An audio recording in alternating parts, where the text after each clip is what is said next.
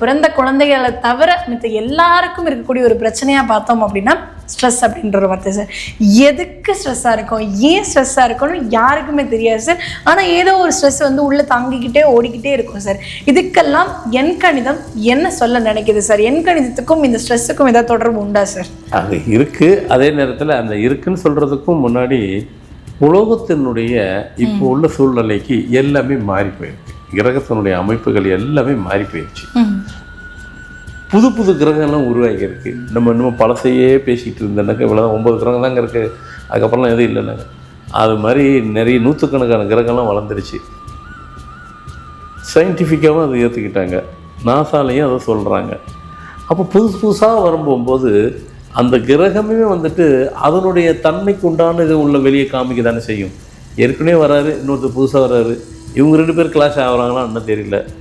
அதெல்லாம் வரும்போது அதனால தான் வந்துட்டு பார்த்திங்கன்னா இயற்கையினுடைய தட்பவெப்பங்கள்லாம் பார்த்துட்டு எதுவுமே யாராலுமே யூகிக்க முடியாத அளவுக்கு தான் உலகமே இருக்குது. வெயிலுடைய தாக்கம் எப்போ வரும் என்னெல்லாம் அக்னி நட்சத்திரத்தில் தான்ப்பா வெயிலே தாங்க முடியாது அப்படின்னு இருந்துச்சு.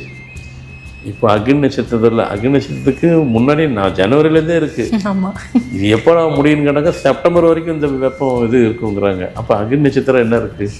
ஒன்றுமே இல்லை. அப்போ குளிர் அதோட ஜாஸ்தி, பனி அதோட ஜாஸ்தி, எல்லாமே அதிகம் மிகப்படுத்தி தான் இருக்கும்.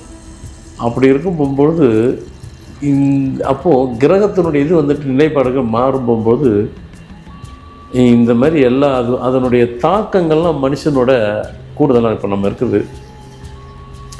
பாடி கொஞ்சம் ஹீட் ஆகிடுச்சிங்க. பாடி கொஞ்சம் நமக்குள்ளேயே வந்து சராசரியாக ஒரு ஹீட்டுன்னு சொன்ன போகும்போது வழக்கமாக நம்மளுடைய அஸ்யூஷலாக இருக்கிற பாடி நம்மளால் இருக்க முடியுதா?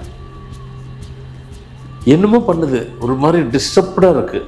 அப்போ அது நம்ம என்ன பண்ணுறோம், அந்த நேரத்தில் ஏதோ ஒரு மாதிரி இரிட்டேட்டிங் ஆகிடுறோம், ஒரு மாதிரி டென்ஷன் ஆகிடுறோம். இது ஹியூமன் பீயிங் நேச்சர். இது மொத்தமாகவே பண்ணும்போது என்ன ஒன்று கேட்டிங்கனாக்கா அந்த உள்ள மன அழுத்தம் உள்ள வந்துட்டு அந்த எல்லாத்தையும் பாடியை போட்டு அழுத்தம் போகும்போது அது மன அழுத்தம் ஆயிடுது. ஸ்ட்ரெஸ்ஸுக்கு ஃபஸ்ட்டு காரணம்